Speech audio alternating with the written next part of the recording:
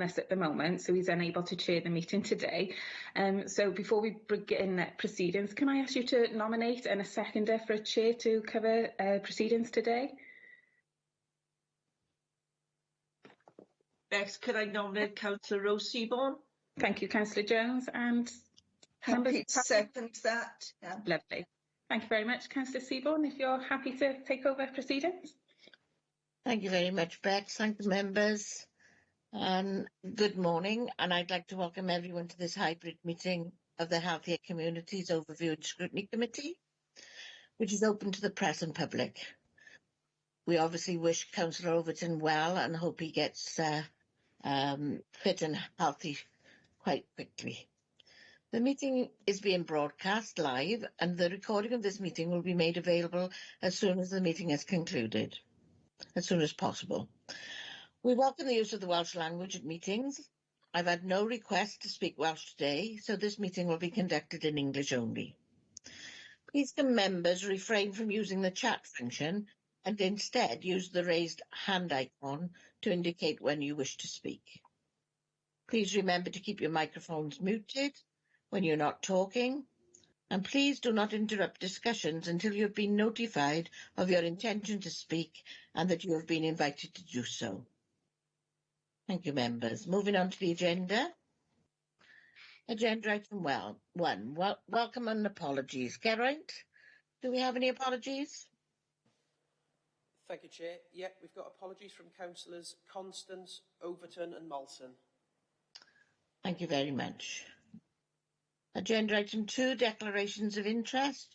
Rebecca, could you please ask members in alphabetical order to state whether they have any interest to declare? Yes, Chair, thank you. Councillor Clarkson? None. Thank you. Councillor Crick? None. Councillor Fitzjones? None that I'm aware of. Thank you. Councillor Janet Jones? Sorry, I went on the wrong way. And Councillor Seaborn, please. I have a declaration of interest that my daughter-in-law works in one of the projects mentioned in the document. Thank you.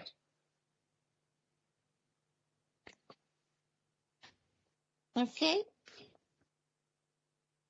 That takes us to agenda item 3, the minutes of the 23rd of the 9th, 2021.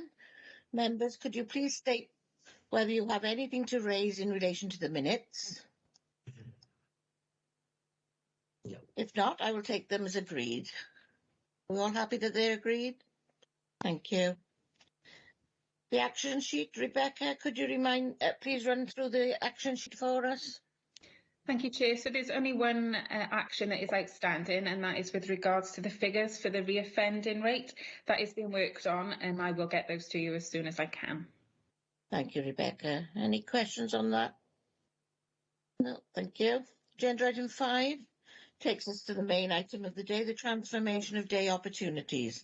Before we commence discussions, I would like to welcome Sarah Paxton, the Group Manager, Adult Services, and also Jim Wright, the Team Lead Day Opportunities and the Service Development.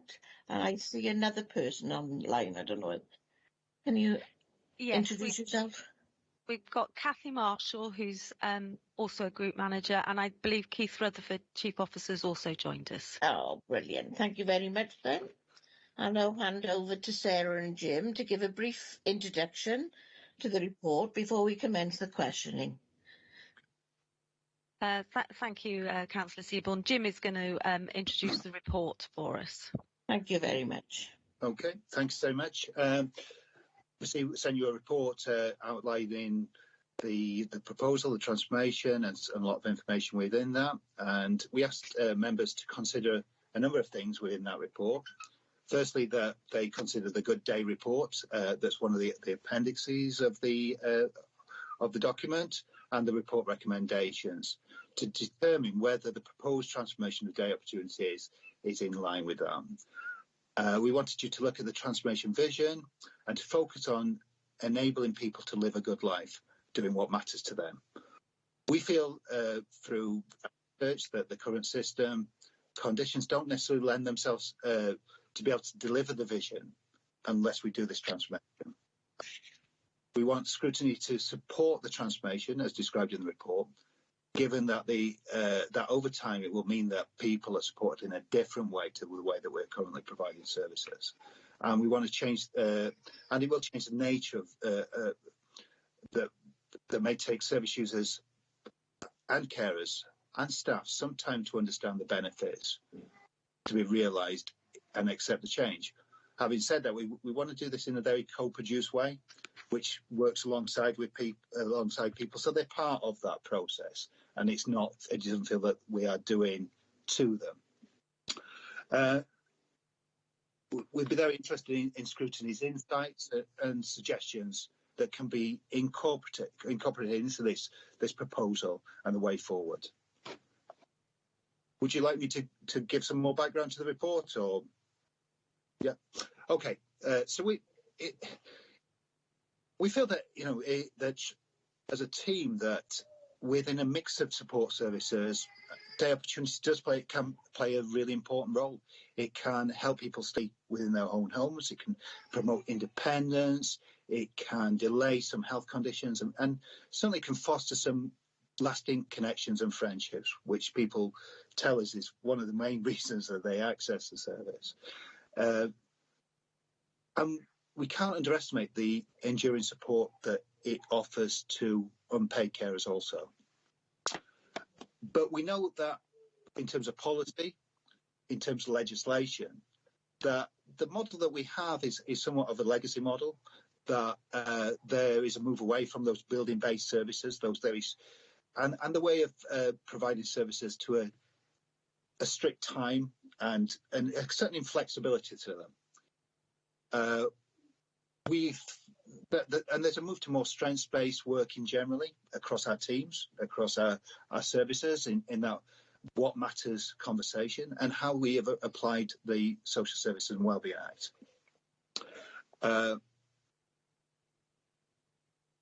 We recognise that having a safe place and meaningful opportunities is important, but our proposal will enable us to outreach into communities and to use our existing buildings differently to maximise the benefits to our service users.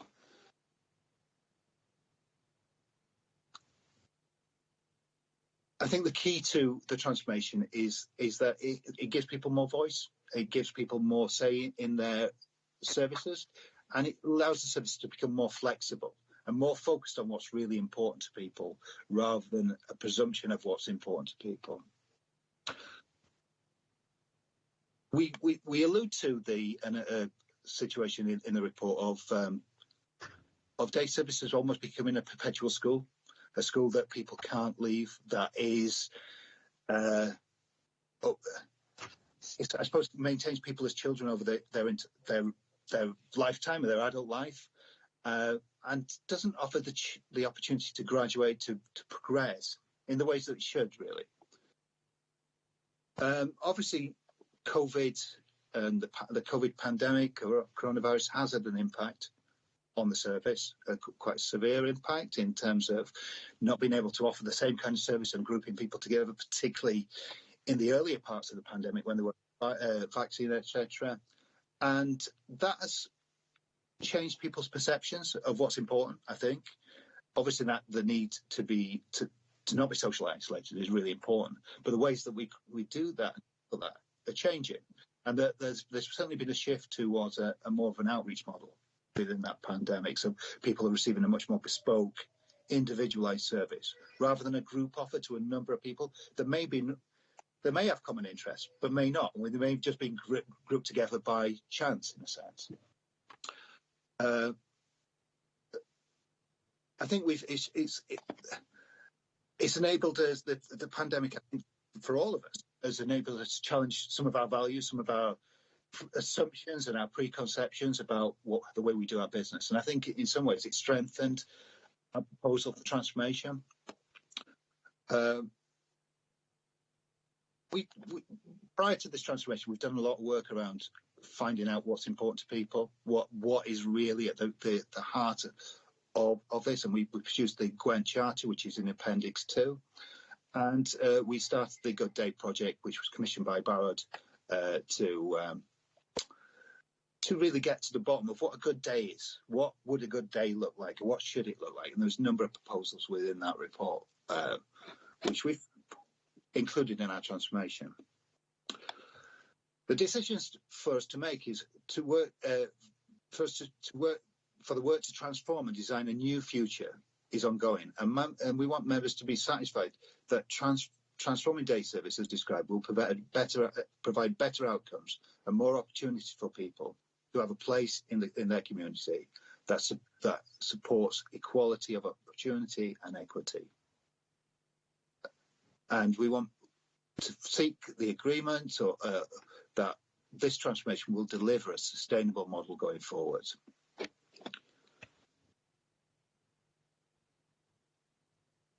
We want members to be of the scrutiny to challenge to satisfy themselves that the transformation and the ongoing design for our day service will be co-produced with stakeholders. And by stakeholders, we mean people who use services, we mean families, we mean staff and other members of our community, anybody who's got a vested interest in what's happening. And it's important that those partners, that what we do in our transformation gives voice and control to people in a way that's consistent with the council's corporate plans and priorities. We very much seek members as part of that stakeholder group, and your insights are very valuable to us. We've listed within the reports lots of learnings from the coronavirus, how it's impacted on the numbers of people accessing the service, the types of services that are being provided within that. And like I said, there's been a shift from larger groups to smaller groups or to individual services. And the reports that we've got back from people who are accessing services that they're finding the outcomes, the impact of those services very valuable and an improvement on the way we were doing our business before. We have continued throughout the pandemic to reach out to the most vulnerable citizens, the people who are most in need, those who are in critical need, and provide this kind of service that they need. It may not have been the same as what they were having before, but it's trying to meet the needs as they've arisen during the pandemic. Also, technology has played a part, as in a lot of people's lives, in trying to keep in touch with people. And so for some, that's variable. Some people have grasped that and it's worked, and other people, there are issues of exclusion in terms of digital exclusion also. Sorry. I think that's fine now, Jim. I think we'll wind up there. I think members have read the report. They've got an overview of it, and we'll continue now with our questions, if that's okay with everybody. That's fine. Good. Thank you very much for that, Jim. It's a really important service, particularly to the carers, as you've said, and the service users. So we've got a substantial amount of questions here, and it relates to each paragraph. So if members can introduce the paragraph so that officers can see where we are speaking to. I'll take the first question, if that's okay, and the relevant paragraph is 3.2. And it says, nationally, there's a decline in buildings-based services. How do we know, and how have we assessed this? I'll do that. I think that's from my research, through a number of papers that I've studied and looked at in as part of this process. So it's also by talking to other local authorities in Wales and across England, and working with organisations such as Barod, such as the Community Catalyst. I've linked in with learning disability kind of focused organisations across the country as well, and I've got links with Scotland and England, Wales, etc. And that's the overriding picture. In fact, some local authorities offer no day services, and you can see in terms of that kind of broad quantitative data that there is a reduction in that kind of service, but also in kind of thicker quality data as well, that there is definitely a reduction in that building-based support. Okay, thank you. Question 2 is Janet Jones. Councillor Janet Jones, please.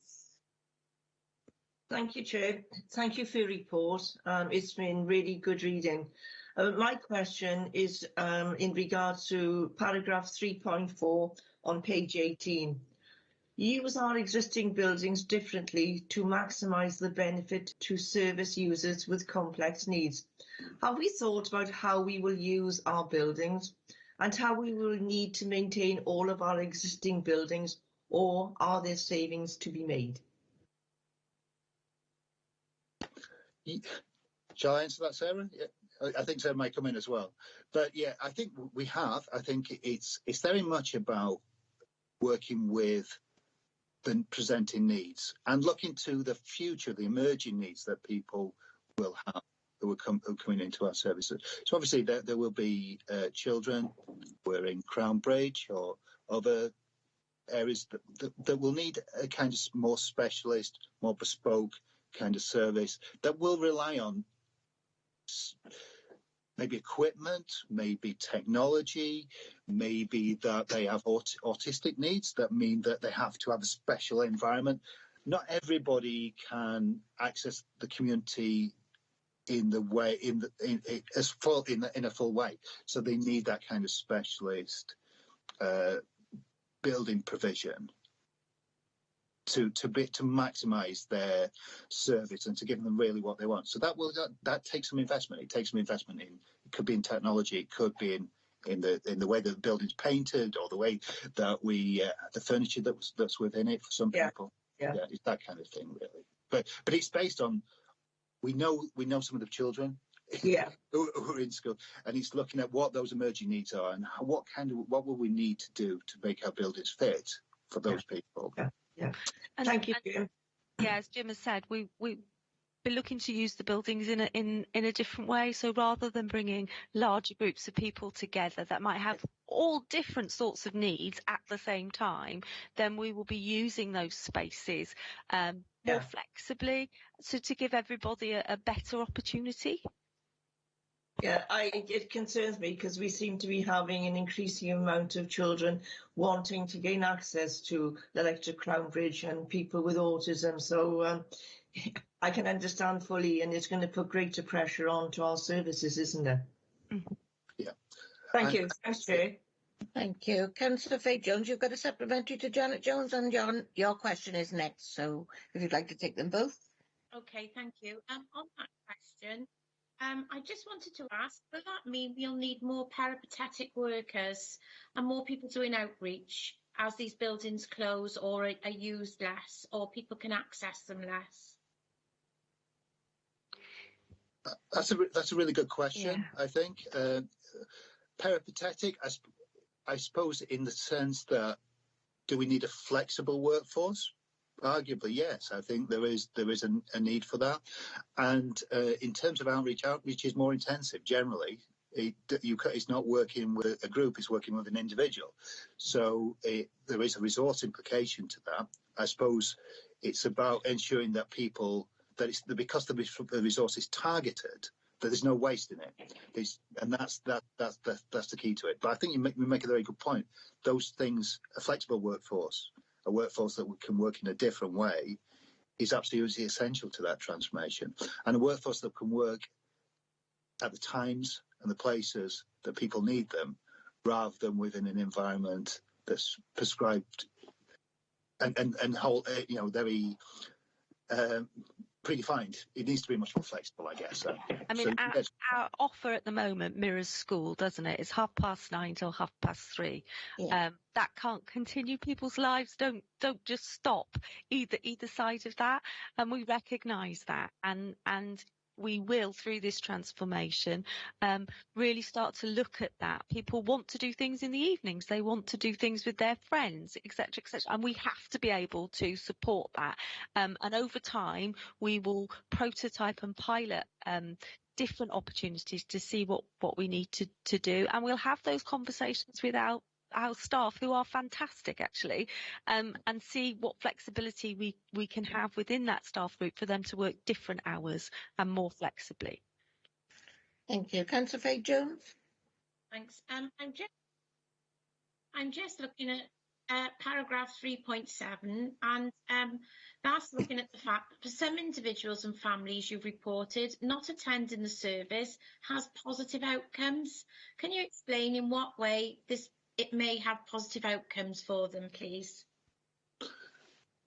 Yeah, I think I can, and I think maybe Kathy and Sarah can come in also. I think for some people, I think not having a service has given people a chance to explore different options. So and try different things. It sounds counterproductive that not having a service it can have positive outcomes, but I'm trying to think of some examples, but I'm sure Kathy or Sarah can give some examples of where that's happened. Yeah. Do you want me to come in here? Yeah, Yes. I mean, I can think of a couple of different examples. There's one particular one where actually an individual's behaviour is reduced as a result of not having, at the time, I don't think anybody had correlated the demands of being part of a service, mixing with other people, and hadn't linked it to the behaviours. But when the service stopped, the behaviours reduced as well. The reduction in pressure actually supported that individual better. So there was that instance. And then there was another instance where somebody who had been going to day services for a number of years, 3 or 4 days a week, actually when there was that enforced break pretty much said, oh, thank goodness I don't have to get up so early anymore. So it goes back to that flexibility, isn't it? It's about we've been slotting people into services rather than really understanding what's right for the individual in terms of their activities. Yeah. Is that... Yeah, and that's a really good point there, Kelly. I think some people who use the services are so compliant, they just go along with what's being provided and never feel that they can challenge it. Yeah. And then when something different happens, it does give that opportunity to say, actually, why was I doing that? And I'd rather be doing this instead, I guess. Yeah. Yes. Councillor Fay-Jones? Yeah. Yeah. So do you think that would mean that some people are missed, some people who might go into their shell, or some carers who perhaps don't speak up enough might be missed because they're not being seen regularly or they're not attending something? So it could have, as it does for some people, have a good effect on them. For some people, it's going to have a negative effect, isn't it? And you might miss them as well. I completely agree, and I think the team, when services were suddenly stopped as they were back in 2020, both the social work teams and the day opportunities teams made a real effort to keep in contact with individuals and their families to try and make sure that wasn't happening. And where we identified that it was happening, did put in some of those critical services that are referred to in the report to try and support those people. Mm. I remember the first day opportunities transformation with Canalside. And there was a lot of nervousness out there, particularly with carers. And you've got to balance. It's a balancing act, isn't it? You've got to offer one service, but also balance the expectations of of maybe the carer or someone else. Yeah. So, Councillor Crick, you wanted to speak? Sorry, your microphone's off, Veronica. Apologies. I'm just wondering if you can clarify a little bit more in terms of the staff that are going to be needed if you're doing all outreach work and peripatetic work. Given, whilst Torvine is a very small area, it's quite difficult to get across. We know that there's a shortage of trained staff anyway, nationally. How are you going to fill the gaps? That's a really good question again, Councillor. I think what we're proposing is the way that we're taking this forward is to experiment with that and to take small steps towards that model. So if we were to do that overnight, that would cause us, I don't think it would be possible to transform in that way. But if we do this gradually with people and grow that different kind of workforce, that more peripatetic and responsive workforce that's needed over time, it will take. We realise that this is not a short piece of work. It's not a quick fix. It will take time to be able to do that, and it's about working with our existing resources to, and by that I mean our staff team, to get the most from them to work in that different kind of way also. Sarah, you want to come in? Yes, please. One of the ways Councillor Crickett's working really well is with our offer to people with dementia. Prior to COVID, people would come into the day service and spend all day with us. And what you'd notice if you came in after lunch is that we had a lot of very frail elderly people who looked and were exhausted, and then at 3 o'clock we were popping them back onto a bus and taking them home. Carers are telling us now we're outreaching, we're spending maybe a couple of hours in somebody's home with them doing an activity. Yes, it's a much shorter period of time, but actually it's a more quality time. And carers are saying to us, actually, there were some problems with mum coming to the day service all day. Yeah, I had a day break, but actually the next few days mum was so exhausted, I then had behaviours, or she, those sorts of things. So actually that's one small way that we're seeing a difference. We're using the same amount of resource, we're using it differently.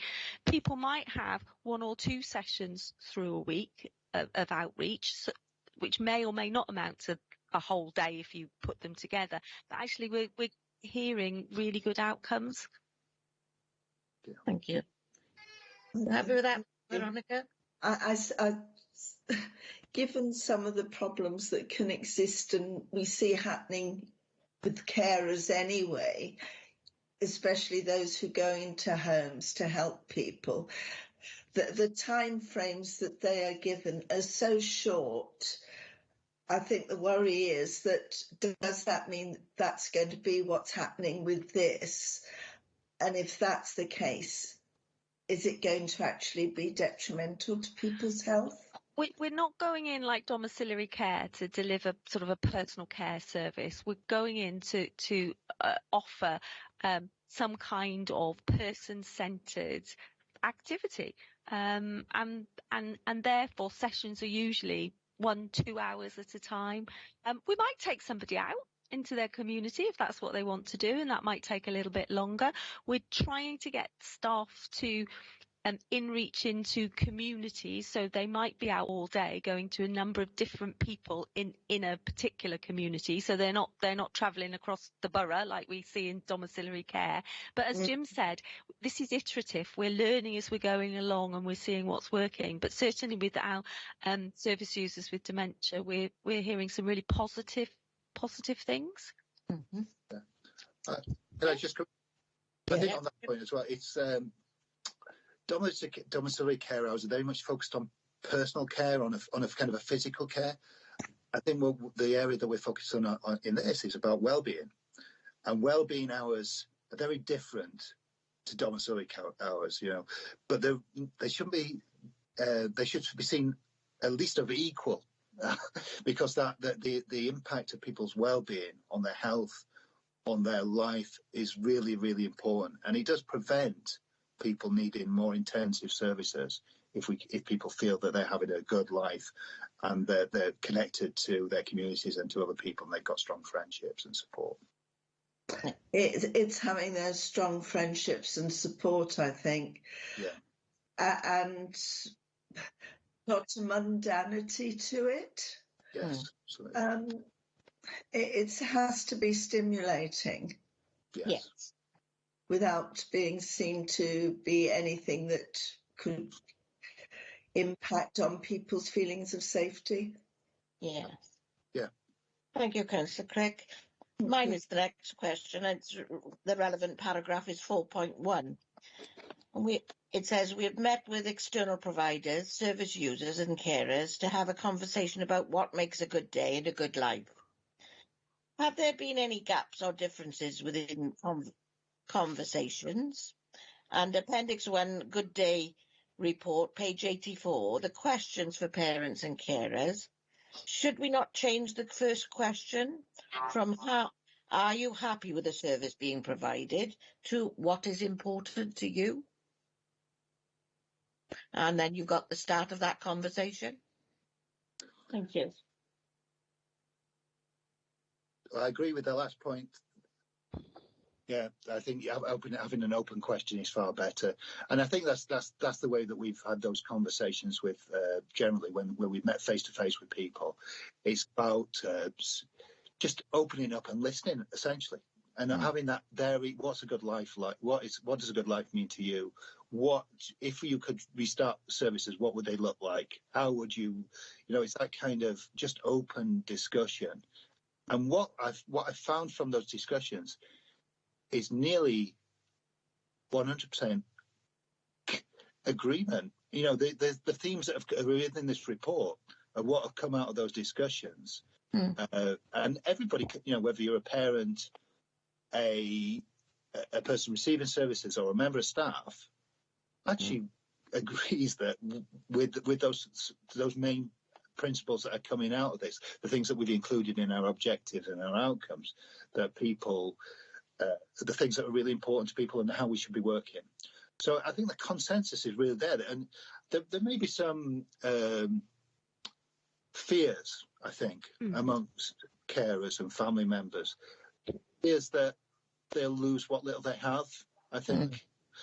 And fear of the unknown, that, that what's new is frightening sometimes if you've not experienced it. So it's really important to go at the right pace for people, and to bring them along with us, whether they're staff, whether they're parents, or whether they're individuals. So it's not frightening or scary experience. It's something that people feel that they're part of, I think. And the first part of the question, within those conversations, have you found any gaps or different conversations? The gaps, yeah, I think the gaps are. I think there's a lot of systemic issues, and I think what we've created is a system that doesn't really solve the problem. And the problem is, how do people feel that they're an engaged, included member of our communities? And we've created something that actually works against that to an extent. So how do we readdress that so people feel that they're part of their communities, feel that they're included, that they have a meaningful life, a life that has purpose, and feel well supported, and all those things. So I think sometimes the systemic things that need to change, that we need to adjust those, and the way we're working, and we need to unpick some of the historical things that we've done by having that deep insight into why we're doing this, what's the purpose of this. And that's the kind of stuff that we've engaged. And we need to work more closely with our communities division to be able to do that. It's not just something we in adult social care can do on our own. We absolutely need to work alongside communities division to be able to deliver some of these things. Totally. A good example is if somebody wants to work, then we're probably not in a good place to get people into work, but we have other colleagues within the council that we could work together to ensure that does work. So there's work around that, those kind of things. Councillor Fay-Jones, you have a supplementary to that one? I just wanted to ask, this new survey, do you think you're going to be able to reach everybody with some sort of need, or are there going to be a lot of people who are missed? Yeah, I think the idea is to engage with people in the way that they can be engaged with. I think a survey works for some, but it won't work for everybody. And I think sometimes it needs that face-to-face, that more in-depth kind of conversation. Maybe we've met, Sarah and I've met with small groups of people, and that seems to work really well. We met with families in groups of 4, 5, 6, and then you get a really good discussion, I think, in that way. And a survey it never gives you that depth of information that you get from that kind of in-depth discussion, I think. Yeah. And sometimes asking the question, are you happy with the service? They're afraid to say yes or no because of the fear of losing that service. So, you know. That's always the case. People. Councillor Janet Jones, you want to come in? Yes, please, Chair, if I may. A question. You said that you've met with people. Are you still prepared to come out and meet some of our groups like the Over 50s Forum, where a lot of people come for a break because it's an hour out, but they share their concerns with some of us who go there. And if you are willing to do it, I would offer an invitation to come to the Blenavon group. And it's a marvellous invitation. Yes, I'd be more than happy to take that up, Thank you. Thank you, I'll speak to you later about that. Thank you. Councillor Crick, yours is the next question, I believe. Thank you. I was just checking that Councillor Faye Jones had taken her hand down. So I noticed it was up before. We're looking now at paragraph 4.2, the coronavirus pandemic lessons learnt. In that paragraph, your first point that comes up is 106 residents currently receive a service. This is down from 179 pre-COVID. We were wondering why there was such a drop in numbers, and are we confident we are providing a service to everyone who may need or want support? When you look at the population of Torvine, which is 93,000 approximately, 106 people seems a very low number of people. It's a good point. I think what we've tried to do is deliver services to people at critical need, people who really need that service. But obviously, as time goes on, people who may not have had critical or substantial needs, their needs may grow because of that isolation. So it's about really having those, keeping in touch with people, monitoring and making sure that they do have the right interventions when they need it. I mean, I think Kathy may be able to give a bit more context to the answer. Yeah, I mean, Jim's absolutely right. We are still at the point where, due to sort of risk assessments and the ongoing prevalence of the virus, that we are providing critical services only.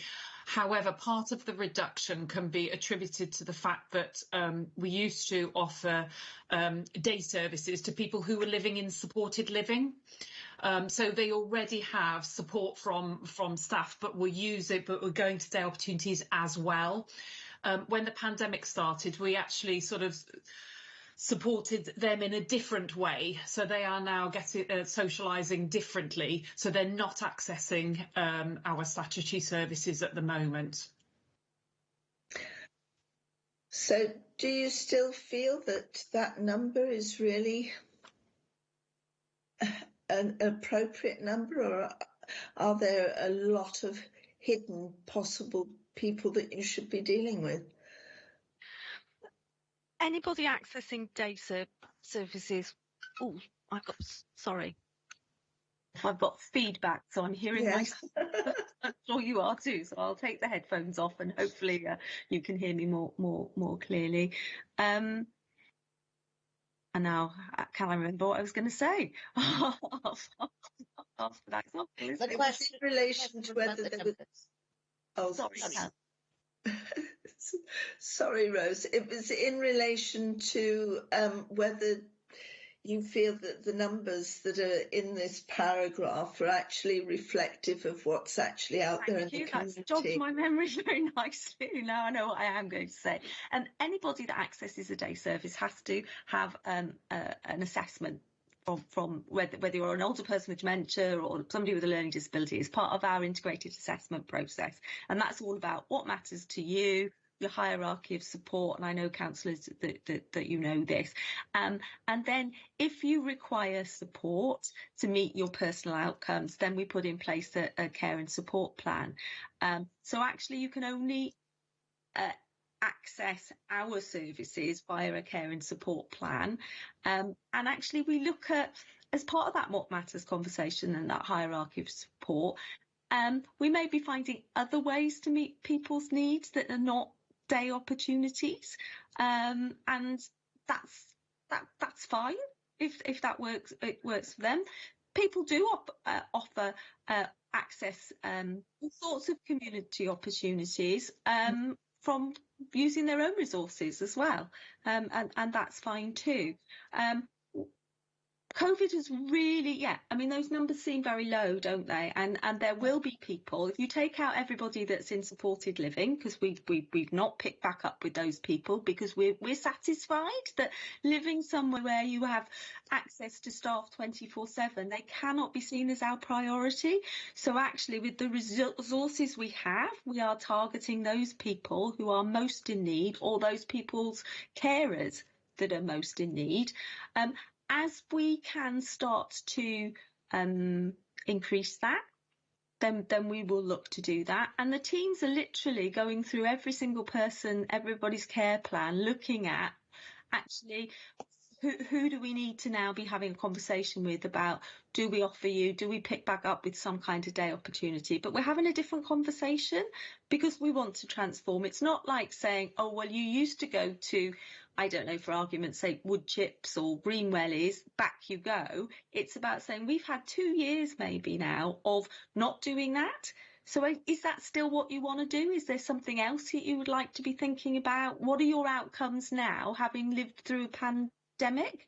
So it absolutely appear to be a reduction, but we are looking at everybody, and we have still got young people coming through transition, and we know who those young people are. We have a worker in day opportunities that we link with. So we're planning with the school, particularly Crownbridge, but the other bases as well. Again, the schools assume, particularly Crownbridge, that anybody leaving Crownbridge will come into our day opportunities and mirror what they've offered. Actually, young people don't want to do that. It's not what they want to do. So we've got to be a bit smarter about this and have better conversations. And as Jim said, offer bespoke options. So that is, we are doing all of that. And I think slowly but surely, for most people, not everybody, but for most people, that is providing a better offer and a better option. It's really hard with people, particularly people with learning disabilities, to say to them, what would you like to do? They don't have that reference of what is there, what they might like to do. So it's a bit like saying, we need to show you, we need to give you opportunities to try new things, different things. You might like them and want to do that, or you might think that's awful, I want to do something else. But if you say to somebody, would you like to go here? They don't know what here is. So you have to do those sorts of things. That does take time, but we are absolutely determined that we will do that with people, to give them those real opportunities. And you've heard us say this around Tea Glass at all, and it's about the art of the possible rather than fitting people into what we've already got. Can I suggest, given what you said about Crownbridge, that it might be pertinent to have a discussion or a presentation with the governors at Crownbridge? Okay, we haven't met with the governors. We meet with the staff and the head, and we're in and out of Crownbridge a lot. But certainly, if an invitation came from the governors, I'm sure we'd be more than happy to go. In fact, actually, we'd absolutely welcome that, because we haven't had that invitation. So you'd like an actual invitation rather than just saying to Beth, or do you think we could go along and let governors know? It's up to the chair of the governing body, isn't it, to I'll speak with him. to make that invitation available to us, and certainly be more than happy to go to a governing body meeting and present if that's what they would like. I think it might be good to have a workshop. Yeah, with the governing body. We would love to do that. Rather than presenting, I'd be interested to hear their views and how we can do something together. Just one other point on the figures. I'd be very surprised, honestly, if they stay where they are. But what we are also seeing is a switch, a demand from older people. Yeah. As much as anything, because I think the well-being side of older people's needs, particularly people with dementia and their carers, we've undervalued that historically, and there needs to be we're kind of redressing some of that stuff, and I can see that there is a real demand for the well-being of older people and their carers and we need to address that. And that we focused a lot on people with learning disabilities, but I think there's equal demand for other groups as well, by providing a different kind of offer that does, but with a focus on well-being.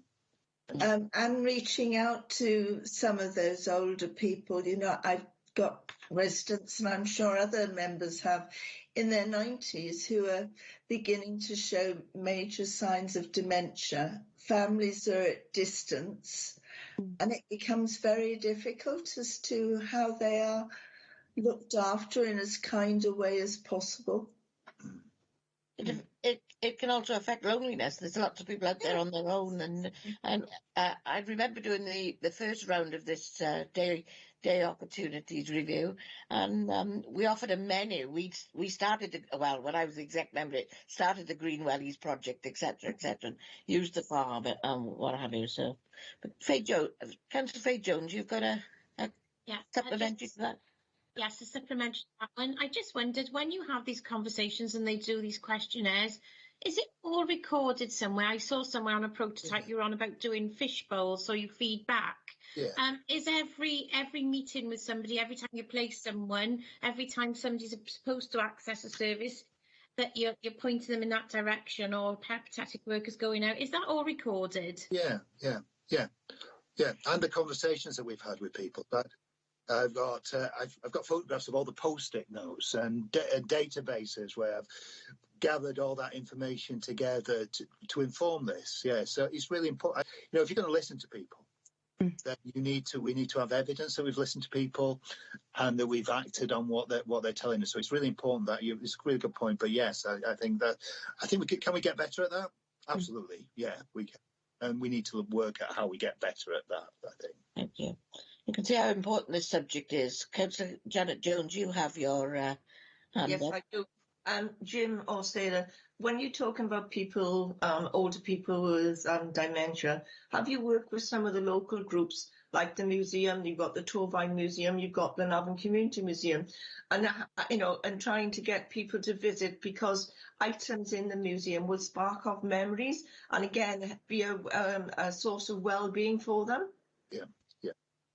That's a really good point. I'm part of the Dementia Friends group and linked in with Sharon Ford, who's part of the Big Pit, and linked in with the museum as well. But I think, yeah, there is certainly, maybe for some of the people who meet our service requirements, it's perhaps a little bit for that, but it's really important in terms of having those kind of those kinds of opportunities within our communities. Yeah, it's really important. Thanks. Well, perhaps we can link up with the Community Museum in Glenavon and offer some help to you, and I will pass it on to my trustees. Okay? Yeah, it's great. Thanks, Sharon. Thanks, and that takes me to the next question, which is relevant to paragraph 4.2 again. The resources / capacity are being prioritised for people who are assessed as having a critical level of need. Can you explain what level would you consider as critical? I'm going to hand that one to Sarah or Kathy. Kathy, do you want to pick that up, seeing as your team's doing it all the time? Yes, I mean, it will come out of sort of certainly over the last year, if we're talking about sort of during the pandemic, it's come out of welfare calls. It might be down to the individual who perhaps somebody mentioned earlier that somebody may be withdrawing, maybe isolating, maybe presenting with sort of a deteriorating mental health issue, and that may present itself in a variety of ways. Equally, we also look at carers' needs, carers who perhaps were getting the support in terms of their loved one going 2-day services for 2 or 3 days a week, suddenly didn't have that respite. And for some families that was great, they just settled down. For others, they began to struggle and contacted us, or through our sort of contacts with them, identified that they would benefit from a bit of a break and a bit more support. So it sort of came from either the carers or the individuals themselves and their presenting needs. Thank you. Councillor Janet Jones, yours is the next question.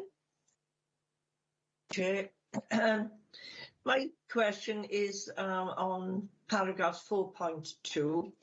And the impact of coronavirus has meant a higher proportion of older people are now accessing a day opportunity, 27% up from 7%.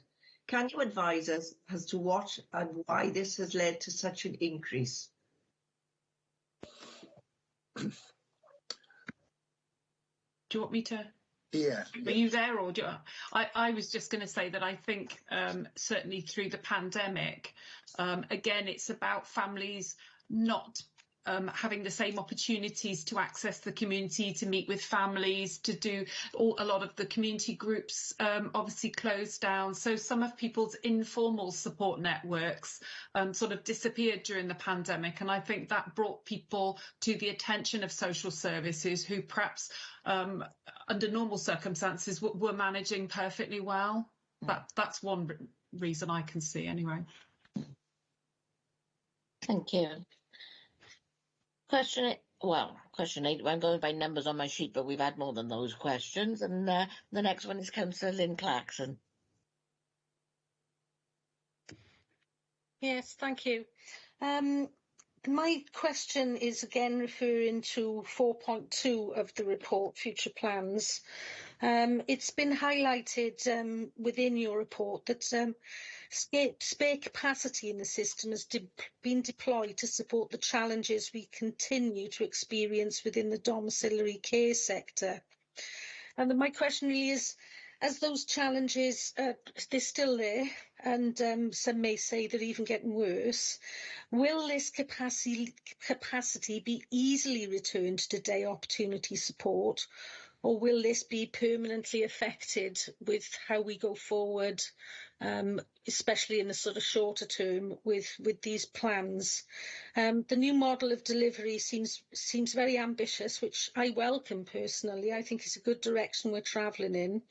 Are you confident that we can deliver on the proposals, taking into consideration the pressures on other areas within the service and the issues currently with recruitment and retention of staff? Okay, do you want me to pick that up, Jim? I think the first bit at least, yeah, I think it's a really good question, by the way. Councillors, you will be aware of the pressures we're under. We went to member seminar last week and explained all of that. We have currently deployed 6 staff from our opportunities to personal care intake team. We are seeing and we've assured the staff that is a temporary arrangement, and they will return to their substantive posts within the day opportunity service as soon as we're able to do that. We have had to prioritise vulnerable people who need care.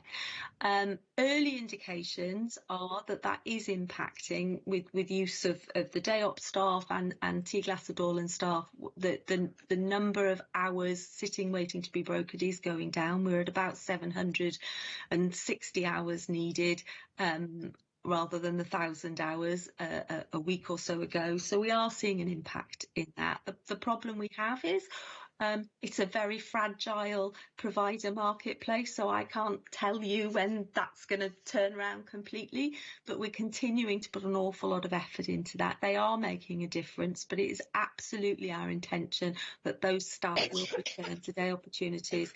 Maybe not as all together in one group. We may be able to bring them back bit by bit, but that is the intention, because we need that resource to be able to transfer.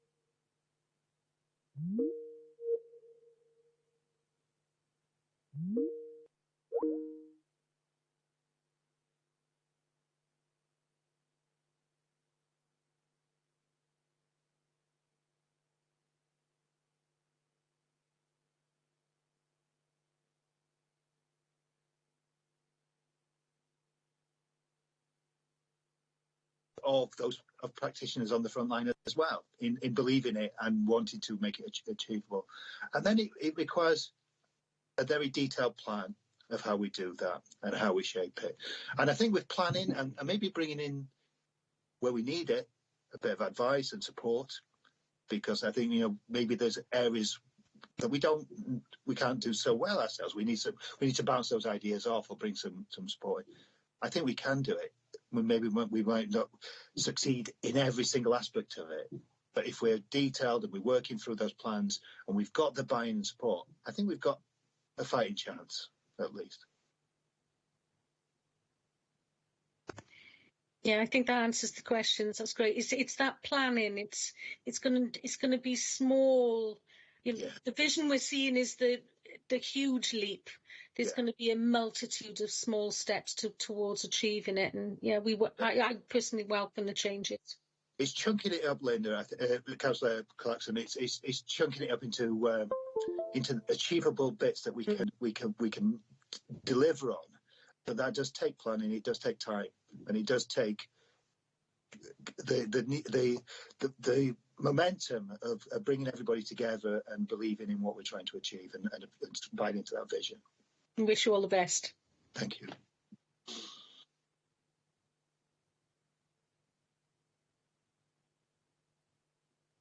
Councillor Seaborn, you're mute. I believe you tried to bring me in then.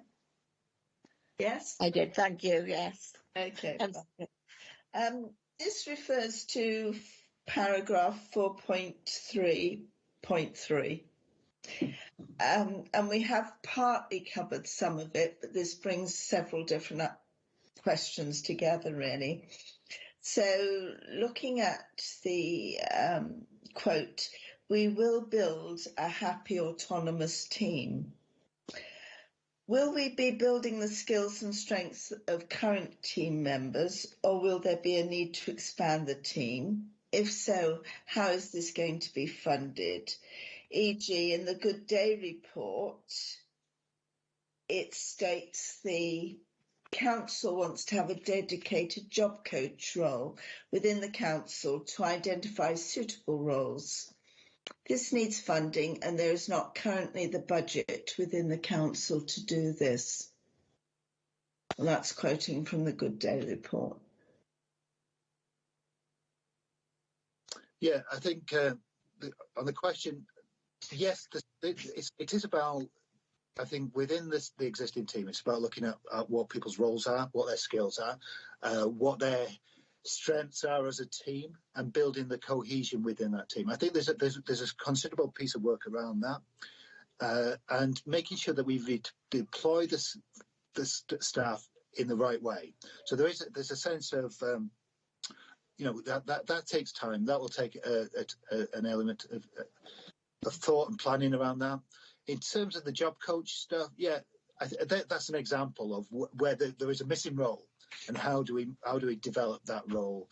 Whether that's within social care is arguable. Should it be within the employment team, and how we work with that team to develop that kind of role?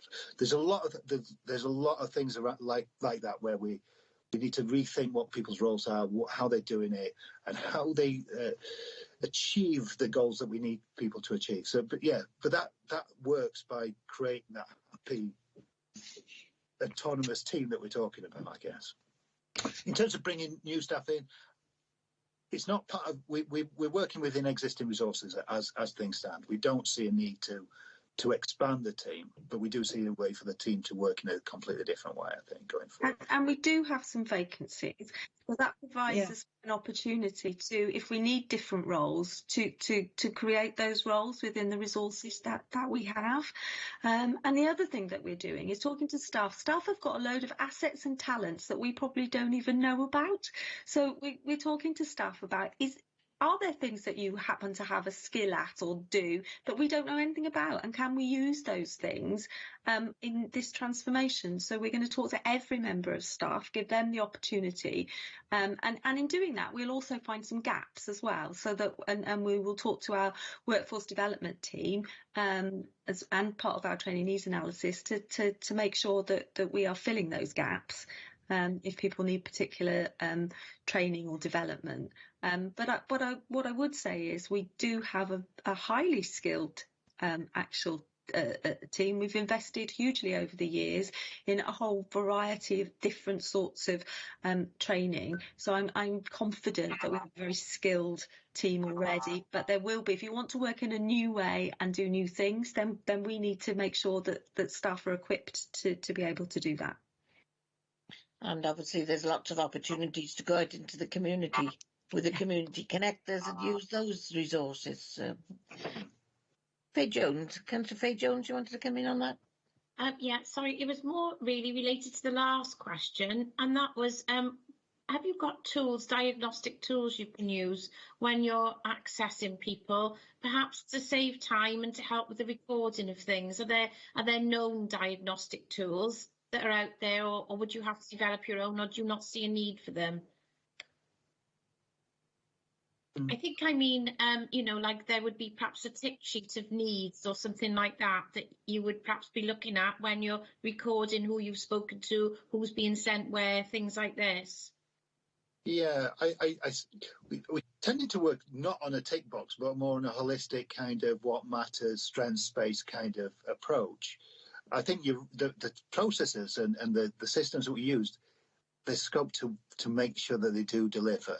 And I think that's the thing. And we're trialing different things. Recently, we're still trialing something called Here to There, which is a tool that helps people to define their own goals and their own progress, and almost self-diagnose in a sense where they want to go. It's not based on need; it's based on strength. If you know. So, and what is the people? What's important to people, and what they would like to achieve? So, yeah, I think there's a developing what's right is part of that process. I think those tools and those systems that really work and deliver, but not wasting energy on bureaucracy. I guess is finding that balance. I think one of the things that probably over time again we will recognise is using outcome tools. So how do we know? How do we know things work, and how do we know they work for what sorts of people with what sorts of need? So we do some of that now, but I think as we transform and we do different things, we will need to look at those measures so that we can evidence what works, what doesn't work, and you know what we need to do. Yeah, I think there's at least three different kinds of outcomes monitoring. There's the personal outcomes for each person and their families, but there's also the outcomes of, is the system working? Is it working? And there's also the outcomes of, if we try something new, is that delivering what it should do, and what's the unexpected consequences of that? So it's building those kind of tools within our transformation. Thank you. I've worked with tools in different environments with vulnerable children in the past, and some tools that you use probably don't hit any mark, and you're just doing it for the sake of it. And other things you can see easily where there's a huge need, you know, like perhaps a sheet with a hierarchy of needs on it or whatever, and that sometimes helps. But I just wondered, in the recording, it's a difficult thing to record in many ways, isn't it? It is, yeah. And but I'm quite interested in how people record themselves, how you co-produce that, so it's not a thing that's done to people, it's something that people are invested in, and they see the point of it. It feels there's a lot of things that happen to people where they're not part of it, and that feels kind of wrong in a sense. So the more we can involve people, the more I'm quite interested in how we develop that areas of that, basically. Thank you. We've touched a bit on your question, Councillor, which is 4.46. Do you want to pick up anything else on that one? You're muted. I'll just pick up on it again, just in case there's anything more specific that Jim feels he wants to bring in there. So it's looking at paragraph 4.4.6, which is the one on suggested outcomes. We were wondering how you're going to judge the outcomes set out there. There's 6 points that are raised. What are the criteria for the outcomes? They are outcomes which aren't necessarily tangible, and so can be quite difficult to quantify or measure. Yeah, those outcomes are based on work from York University. So they're peer-reviewed kind of outcomes about person-centred care. They're a starting point, I think, and but at least they are something that's been peer-reviewed and shown to have significance in delivering person-centred care. But as we may change that, we may refine that. I think that's where we started from, based on on our discussions to date, really. But it would be good. I think it's a good point that we make sure that when we're devising outcomes and measures, that they have got the right veracity and integrity about them, that they've got real meaning to them. So, but I've tried to do that based on studies that I've got some basis, basically. So, yeah, thank you. Thanks. Next question is Councillor Lynn Clarkson. Hi, thank you. Yeah, I think some of the points have already been touched on with some of the supplemental questions, but you've acknowledged within the report that previously and currently even day provision has been patchy across the borough. Moving forward with these ambitious new plans and the new model, I wanted to just look in more detail and ask, how would you ensure the consistency in the future in the access and the provision? And again, what sort of continual ongoing assessment would you sort of use and undertake? Sort of in a bit more detail, how would you sort of quantify that, you know, the model is improving? Yeah. Just a bit more detail around it, really, please. Well, I think it's work in progress. I think that they're part of that's part of the transformation, about developing those systems that show that we are continually improving. I think today that's one of the, possibly you've touched on one of the biggest issues, that we don't know what we're doing is any good. And is the system serving the people in the way that it should do? So I think when we redesign and when we do that, we need to make sure that we have the right mechanisms.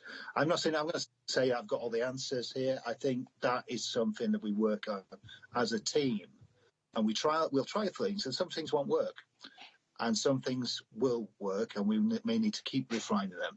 But that process shouldn't stop.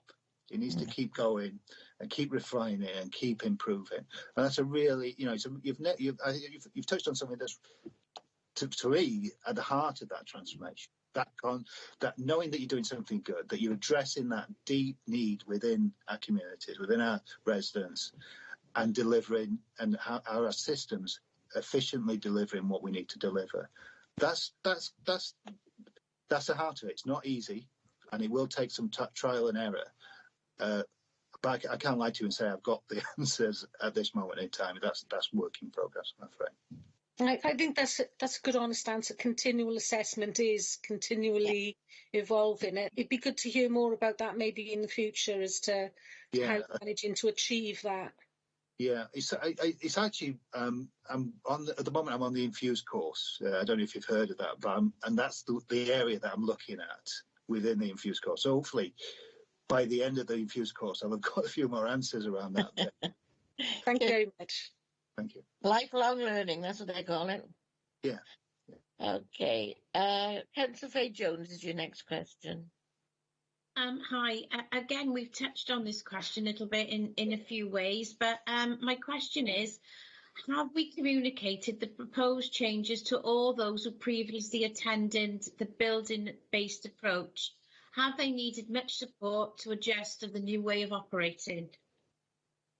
Yeah, that's again, it's a really good question. We have put letters out and information out, and we're having conversations with people.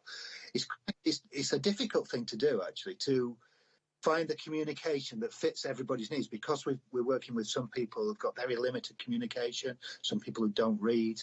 So, you know, it's trying to find a message that is fit for everybody. I find it really difficult.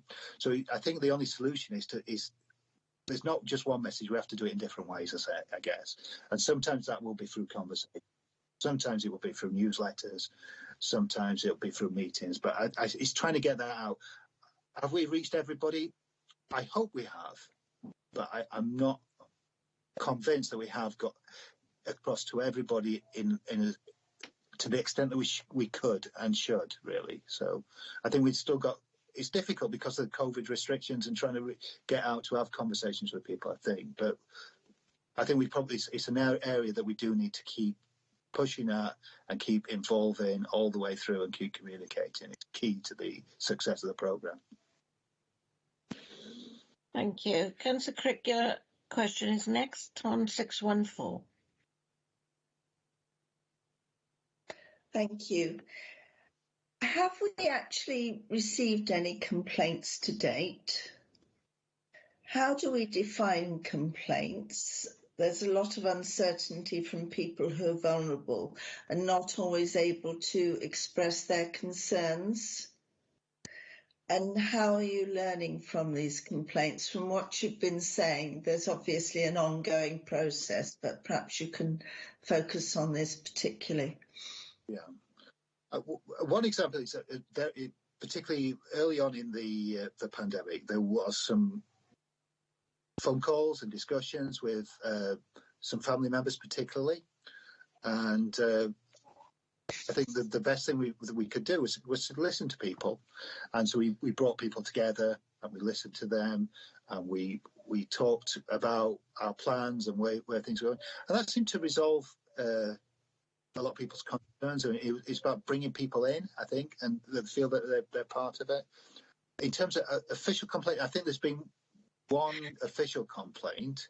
The official complaint wasn't so much about what we're proposing to do and in Transform. It was more about the restrictions that the pandemic had imposed on day opportunities, and this particular family wanting their loved one to come back into day services 5 days a week, when in fact we were providing opportunities for 3 days a week. And actually we have to provide to everybody, don't we? So in terms of, yes, critical need, actually with the resource we had and the restrictions we got, we weren't able to offer 5 days a week. We were only able to offer 3 days a week because we had to make sure that everybody that was at critical need had something. So whilst that family weren't particularly happy about that and did make a formal complaint, it's about how we use our resources, councillors, and sustainability and equity and fairness, really. So we were able to feed that back to the family and say,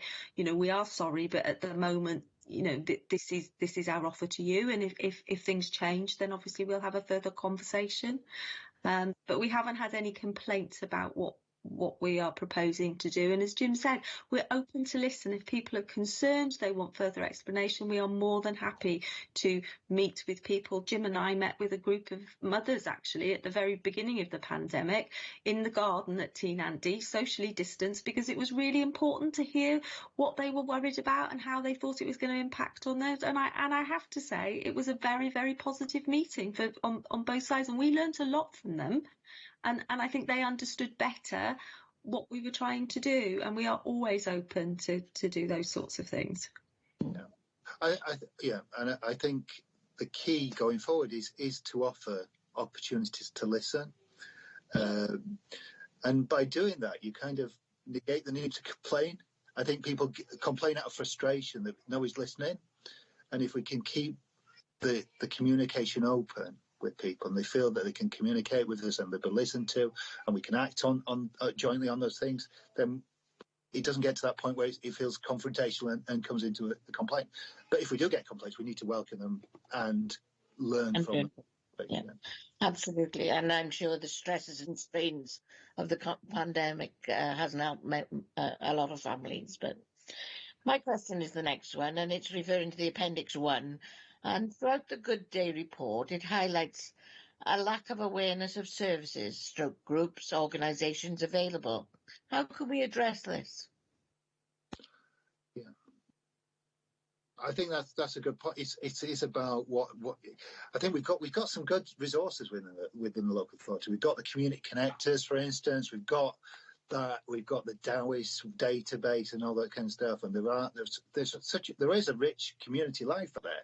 Mm-hmm. And I think some people may need support, I guess, to be able to access what's on Facebook, what's on social media, what's in our community. I know, in my local community, we've got very active Facebook sites which gives us lots of information about what's going on. There's people like Councillor Clarkson who know a lot within their communities as well, and it's using the resources and the strengths of our communities to and I don't know how we are getting that, bridging the gap between some of the more vulnerable people who maybe not able to access all that information that some of us can really easily. So I think that's part of the support role. It's part of helping people gain the skills to be able to access some of that kind of stuff themselves as well. Thank you. That takes me to the next question, really, which is talk to the community connectors. What further work can be done in collaboration with the community connectors to signpost the opportunities? I think there's also an opportunity working with the councils. We sometimes forget about the qualities of our councillors who have a depth of knowledge in their communities, and I think it might be useful. On reading the report, we didn't know all the groups that were listed there, but certainly we'd like to know more. And if a member seminar could be arranged, that might be useful to have that information to all members rather than just the select few of this committee. So so how do we connect with our community connectors and the rest of our community? Yeah, well, I think that's one of the things we found with communicators is that they've got this vast knowledge of what's in their communities and what's going on, but they're not able to provide enduring support to people to access that. And for a number of people who are accessing day services, that's an issue. So I think there's an issue about how we can match the two things up. So where there is a need for support, we can provide that to the right opportunity. We've been looking at something called Together as One, which is with the Leonard Cheshire organisation, which does that. It kind of maps what's in the community, provides a support network as well, so people can access support to it. And by using direct payments, people can decide which activity they want to do, who's going to support them, and who they want to do it with. So they can link up with other people to do, say, two people wanted to go to a choir, or they could do that with support. So I think that one of the barriers is having support that really is the disconnect between the support and what's in the community. So it's working out how we can track that. The Leonard Cheshire idea may be one way of doing it. There may be other ways of doing it as well. Fine, thank you. Councillor Faye Jones, you need to come in. Yeah, I just wondered, could you have such a thing as a physical book with all the different groups in it that are available, and perhaps it would be a loose leaf book somewhere, and then it could be copied online in other places, whereas a group dissipates or you don't use them anymore, you take it out, but as a new group arrives of somebody you could use, that gets stuck into sort of like an encyclopedia, perhaps that's the wrong word, but of groups that are available in and around our area. I've worked in a job where we actually had that in the Caerphilly area, which we linked in with health, and we had all the different groups that you could access for different needs. And sometimes something physical like that, I think, does help. Do you think, or am I barking at the wrong tree? I think you made the point that it's hard to keep up to date, so it kind of becomes an industry trying to keep it up to date, particularly in a physical book. And once it's physical, it's about how you distribute it. So are you able to reprint it or whatever? Generally, things are moving to a kind of an online basis or social medias where you have got ways of quickly updating things and quickly informing things. I think things happen quickly on the ground sometimes, don't they? So there may be something that just pops up in a community and it's happening, and you haven't got time to write a book about it because it's come and gone so it's about that responsiveness. And one of the beauties of technology is that we get that now. We can see what's happening straight away. What's happening next week in Aberystwyth or Snatchwood or wherever, I was just thinking, if I was a new worker, could I come in and sort of access all the things there are just by looking through the internet on your sites or in a book to find where actually, oh gosh, well, they could work with those. And I might need to know more information, but at least then I'd know they existed. I think I'm not sure there's everything all in one place. I think it is a bit, there's a bit over here and a bit over there. Whether it could all be brought into one place, I'm not sure. But what I do know is that our community connectors have kind of got that within the knowledge base. I agree. And, there is different groups out there, Facebook pages, what's happening in Cwmbran, etc. And it might just mean that someone needs to be able to signpost, like my question says, to signpost different things. And Lynn, it's often about navigation. Helping somebody navigate that if it's there. I mean, Dowis website is actually set up and designed to kind of do that sort of thing. Jim's absolutely right. Community connectors have got a wealth of that information. And our patch-based teams, if you go into the team rooms, they've mapped or tried to map what's out in the community. It's all up on the walls for them to talk to people about. But it's how we help people to navigate, isn't it? So that they can get to the right place. Yeah.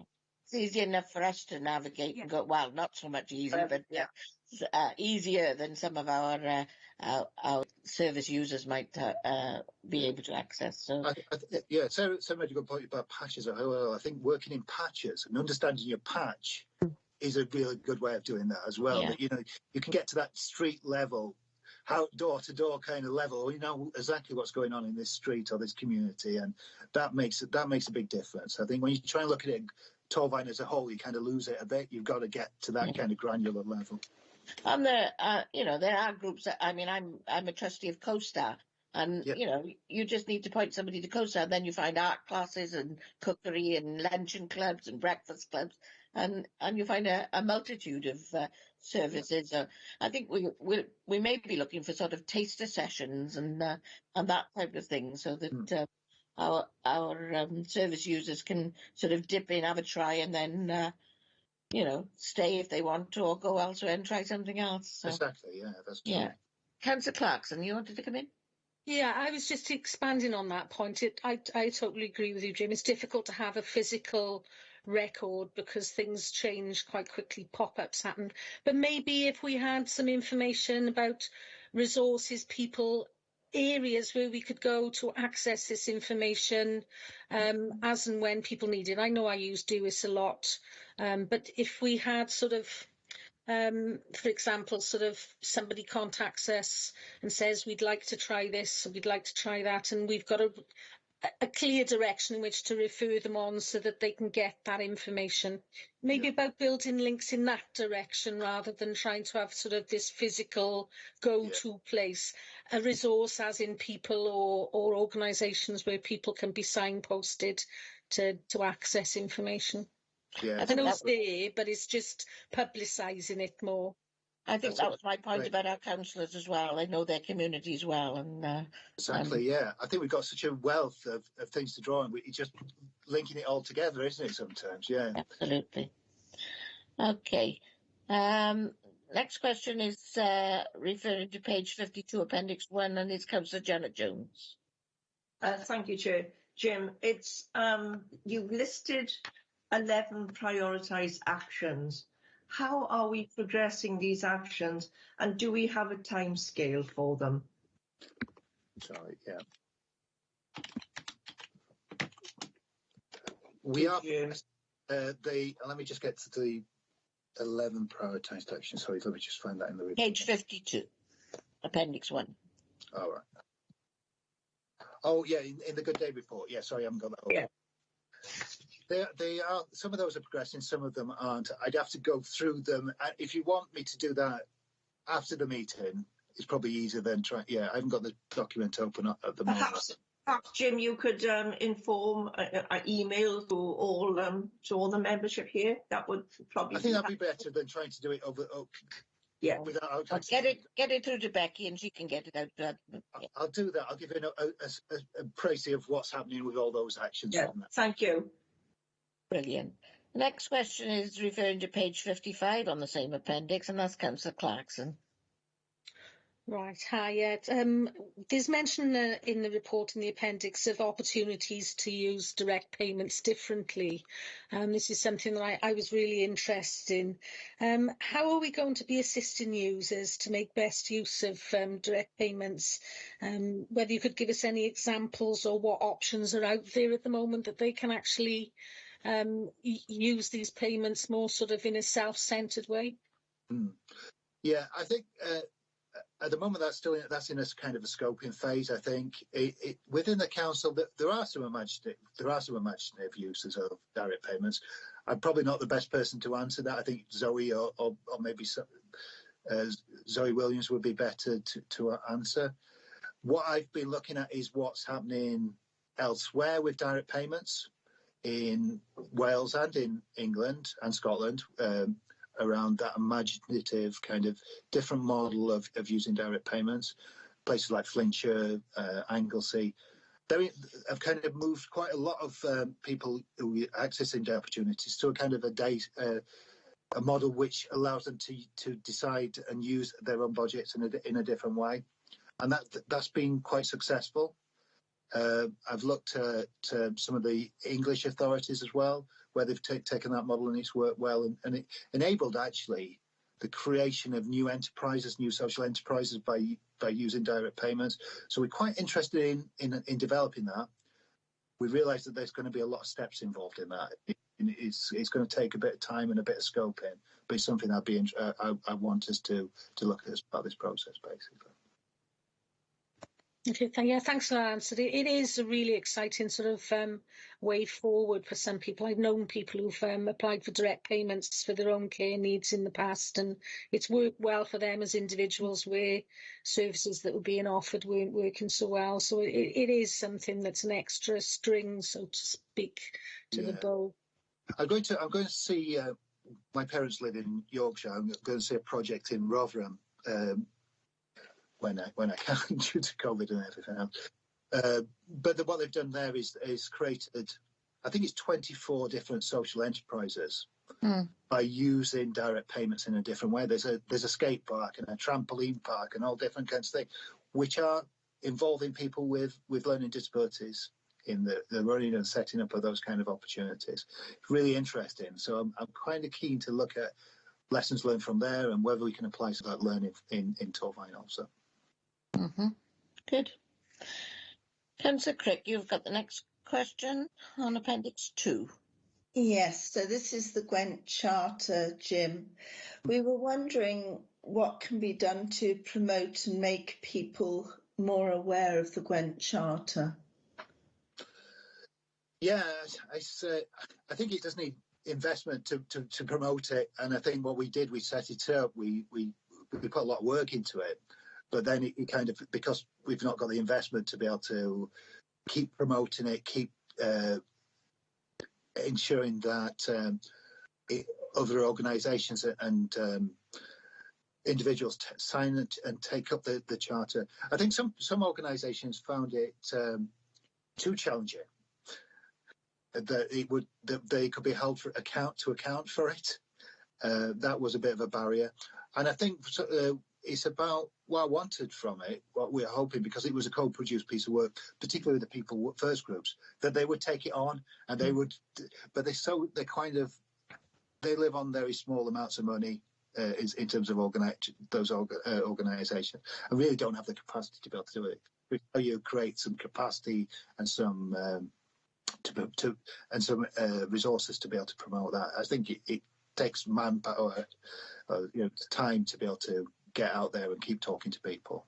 But it is I think as a document, it really does say what people want, what's important to people in terms of relationships and work and those kind of elements. And it shouldn't be beyond the gift of public bodies and charitable organisations to be able to deliver on them. But sadly, I think many of us fall short in delivering it for different reasons. Thank you, Jim. Takes us to the next question, which is Councillor Janet Jones, and it's referring to 6.15. Yes, Jim, it's 6.15. If we are already making the changes to the systems, how soon will the communications campaign begin? As I said, it's probably something we've been ongoing for the last couple of questions. Yeah, I think the communications process, it needs to take place on a number of different levels. I think the first thing is to get that that buy-in from leadership, from our teams, and ensure that we are on the right track. This is where we want to be going. And then I think once we've got that, then it is about widely disseminating that to the wider public. I think this is probably a very key step where we are today in this scrutiny committee in taking that forward. But yeah, it needs to be ongoing. It needs to be regular. The communication needs to take a variety of different paths as we've discussed previously as well.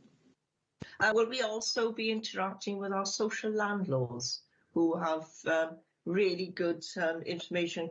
They work in different patches.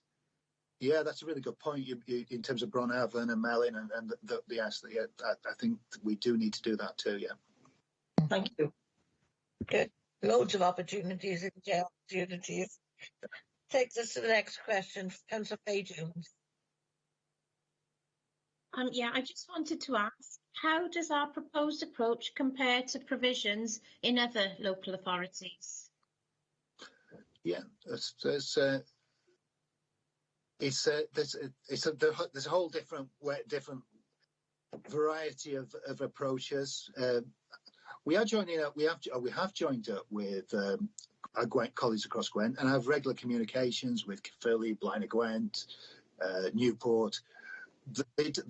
Locally, it's quite diverse. If I'm honest, Newport have taken a very particular view. In fact, they're not providing any internal day service anymore. That's all been outsourced. Caerphilly, I'm not completely up to date with what's happening at Caerphilly, but there's been a plan around how their day service is transformed. Also, it's quite different to ours. Monmouthshire, I think, have got a particular approach, with a similar kind of ethos, I think, to Torvine, in that it's going down a community route, moving away from building space provisions. It's very much about a strengths-based approach, so there's a lot of alignment there. And like I say, we're going to look across Wales and England. There's some really good practice that we can pick up and learn from, and I think it's learning from the best and avoiding some of the pitfalls, if we can, from other authorities also. Thank you. Thank you. Thanks very much. And that takes us to we've got on our final two questions, and the next question is from Councillor Clarkson. Right. I think the last couple of years have taught us that, if anything, we need to be ready for the unexpected and crises that are forced upon us. So my question is sort of got two aspects, really. With the changes to the services that we're looking at, how resilient would this new way of working be to crisis, whether that would be operational crisis and also reacting to crises for client users that they come up usually at the most? I'd like to think it'd be a lot more resilient. If you're talking about ways of continually proving, ways of knowing that what you're doing is making a real difference and impact, you should be able to, those tools also will, and those ways of working would lead us to be much more nimble, much more able to adapt, much more flexible. What we have at the moment is something that's quite inflexible and resilient to change and resistant to change. What we need is what we're looking for is a system that is much more adaptable, much more flexible, and is able to react in a much more expedient way, I guess. Yeah. Good, thank you. That was what I was hoping to hear. That's very good news. That's something we need to be in the future, is more sort of adaptable, and that's great to hear. Thanks. Thanks very much. Morning, Keith. It's nice of you to join us. I know you've been with us, but I can see your face now, so welcome. Our last question, and it refers to Keith and I. We've been around quite a while. I'm sure others have been a bit long in the tooth. But in the past, we've moved from buildings-based service to an outreach model, only to return to a buildings-based service approach. How do we ensure that we're not in a continuous loop of changing service delivery models? Yeah. What goes around comes around usually, and sometimes you've done it before and then it's gone back to the old ways. I think that comes down to being really clear about why you're doing something and really understanding what the purpose of what the intervention is. And I think what we kind of alluded to in the transformation is that we kind of reacted to a need, but it's that some of the assumptions underlying it are wrong. You know, and that I think if you've got the evidence that this is actually having this intervention is really working, it's important, and it keeps changing. If that meant that there was evidence to say building-based services are actually the right solution, then fair enough. But I think that what's happened is more about opinion. It's more about habit and history than actual really what makes a difference, what's important, what makes a good life for people. And that's the key. That's what's driving this change. And if we stay true to those principles, then even if we did return to a buildings place, if it was the right thing, which I don't think it would, but if it was, we'd know that it was the right thing. And that's where I'd say it. Thank you, Jim. Sarah? I think it's important to realise we're not saying we don't need any buildings. It's just that we need to use them in a very different way to get better outcomes. Okay. Well, that concludes our questions. I don't know whether anybody else has any supplementary or comments. Becky, I can see your hand up. Sorry, Chair, and just to say, perhaps Keith would like to come in at the end there as well. Thank you. I was going to invite Keith in. Thanks. Keith, I don't know whether you want to sum up anything. Oh, Faye Jones has got a hand up a minute. Yeah, I just wanted to ask, earlier on we were discussing the fact that new projects and things come and go very quickly for people to work with. I just wondered, are we able to keep up with all the protections we need to do to check that the people are going to new projects or projects that have come and gone are safe? Yeah, I think that's safety is always I think that's one thing that won't be sacrificed. You know, safety is the fundamental of what we do and the way we work, and the processes wouldn't undermine that at all, I don't think. No, but we mustn't let safety become really restrictive so that people don't get the opportunity to experiment and try new things. So it's a real balance, actually. And we have tended to wrap people up in cotton wool. We don't do it quite so much now. So it's getting that balance. But I think we understand that. And so, you know, we want to be able to try new things. We don't want to say, that doesn't look very safe, so nobody can do that. It's actually, let's see, it's the art of the possible. Let's see how we can do this in a way that is safe, but also affords the person that opportunity. Yeah, I don't think I meant safe in them doing physical activities or whatever. I meant more, are we able to sort of assess all the people who are working on these projects? Yes. That's the most important bit.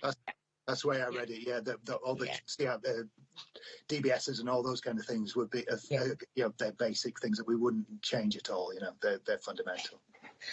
Thanks very much. I think we've had an excellent, diverse range of questions. I'm going to invite Keith Rutherford now, if he'd like to come in and sum up with anything. I don't know whether you do, Keith.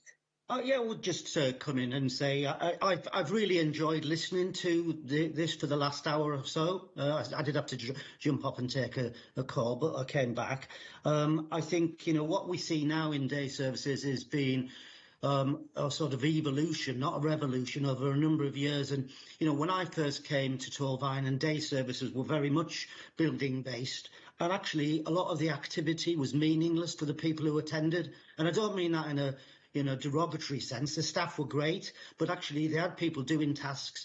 Often they weren't doing them, the staff did them. And I think the way we've moved it forward, and I commend, you know, the work that's been done by Jim and Sarah and Kathy and colleagues, because it has been absolutely fantastic. And under better times, I, you know, put myself around and went and visited services and spent time with service users at Green Wellies and things.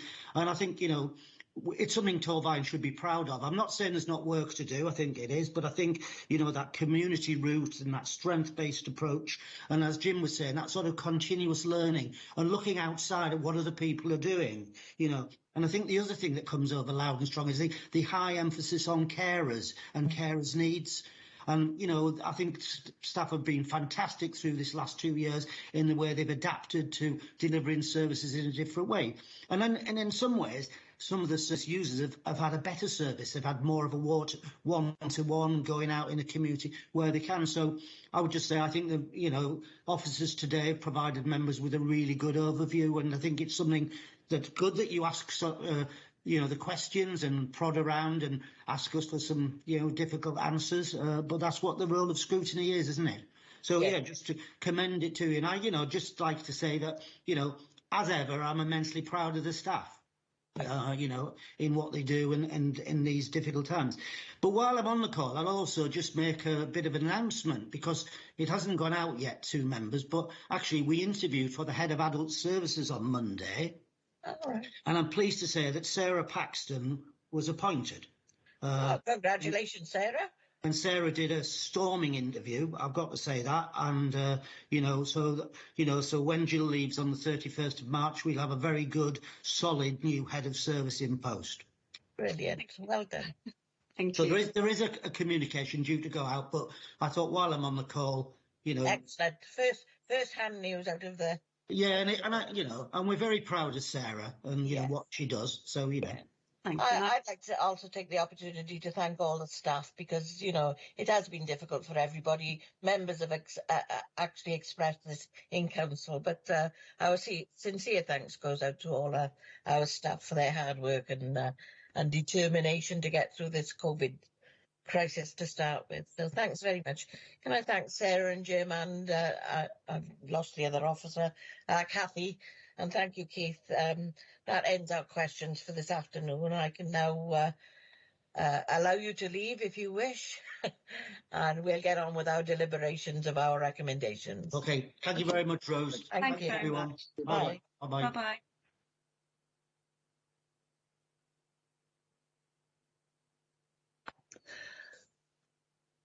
I don't know if anyone else has picked up, but Rachel's actually just put that message out about about Sarah in an email. Think, continuity is so important in these jobs, because we can leave such a gap when staff changeover happens. Yeah.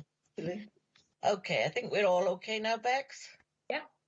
Then I refer members now to the scrutiny activity and key questions. Invite you for your recommendations. Becky, do you want to take us through what you've picked up to formulate the recommendations? Thank you, Chair. Yes. So you'll notice from the scrutiny activity that your key question for today was, how will a transformation of day opportunities improve the life outcomes and choices of residents of Torvine who use these services? And in answering that question, you've been asked to consider the Good Day report and the report recommendations and determine whether the proposed transformation of day opportunities is in line with those recommendations, and also to determine whether you support transforming day opportunities as has been described both in the report and in responses to your questions today.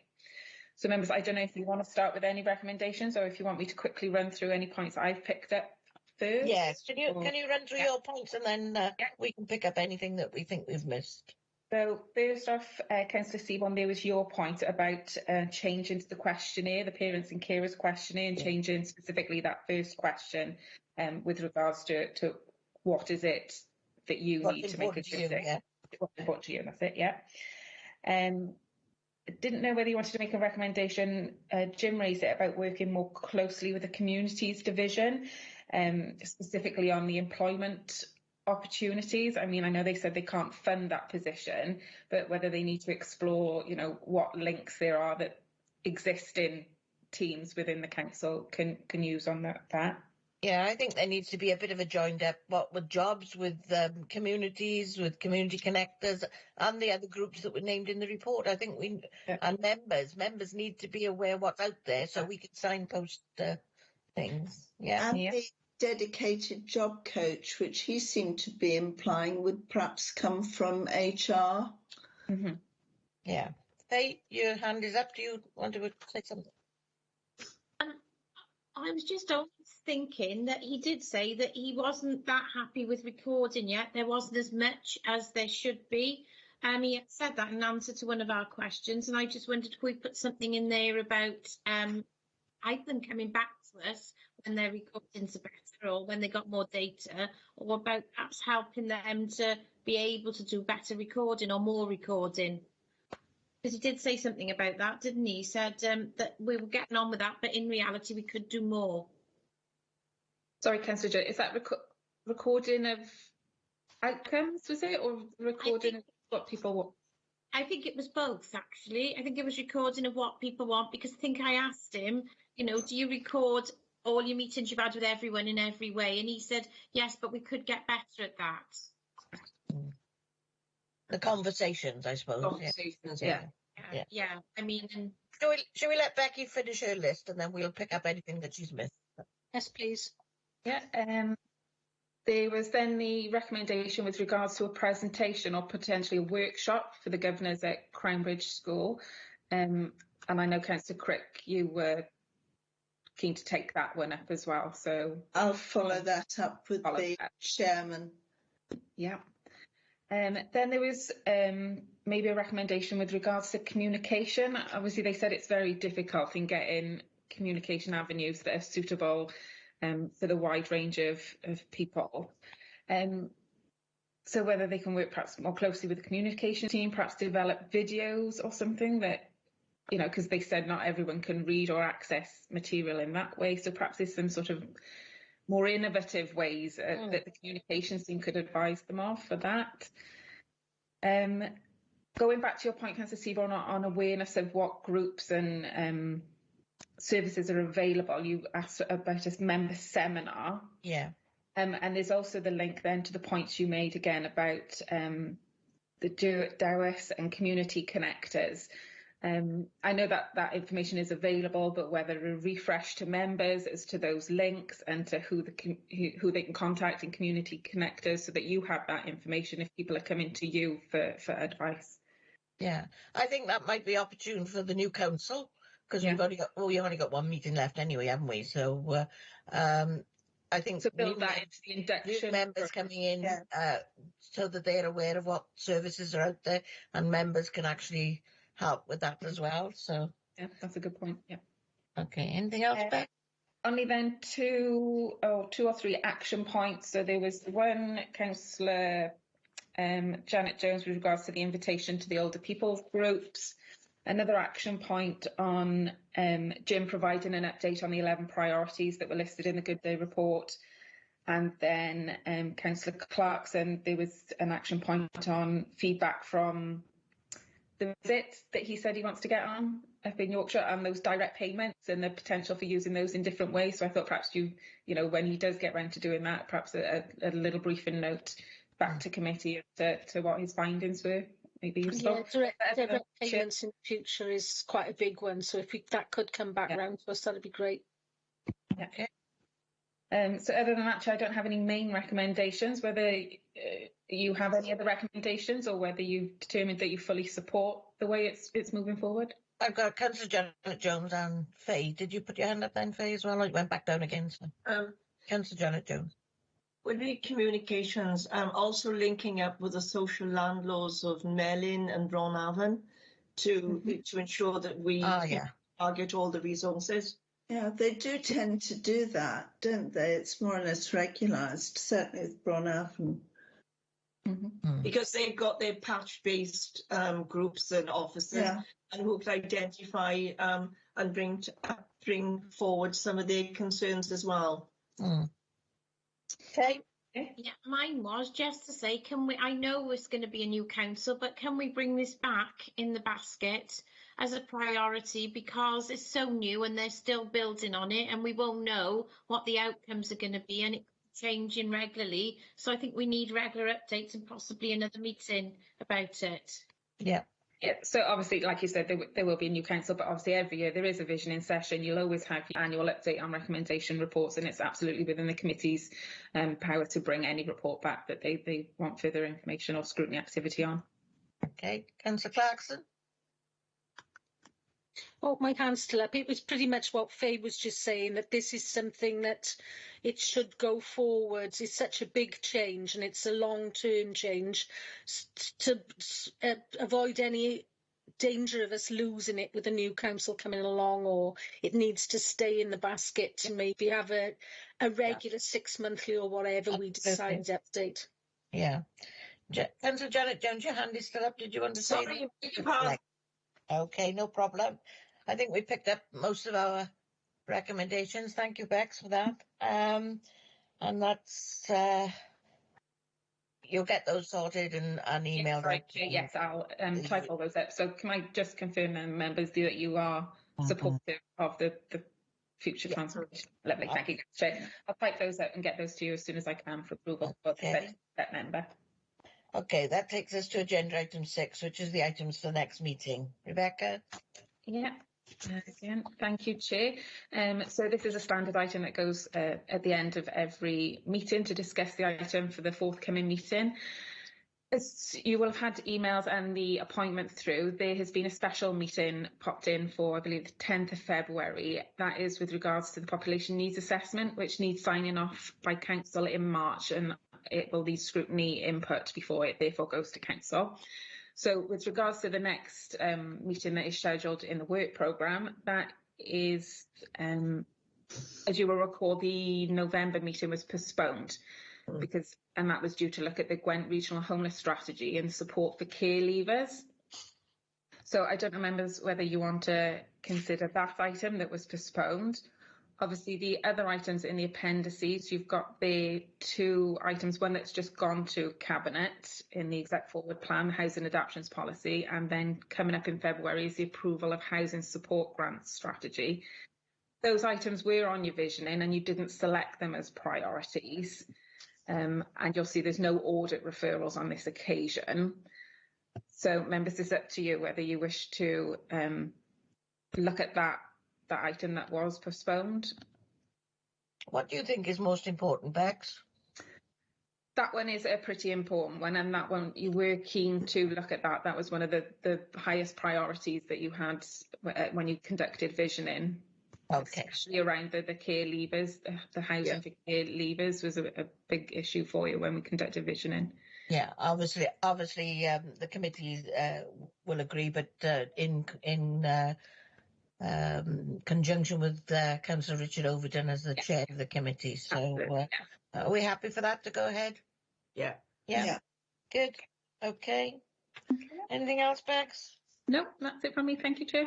Okie doke. Thank you very much for everybody attending and your contributions. I think we gave some excellent questions and comments. So I'll now close the meeting and get down to my great grandson. Thank you, Chair. For stepping in today. Thanks.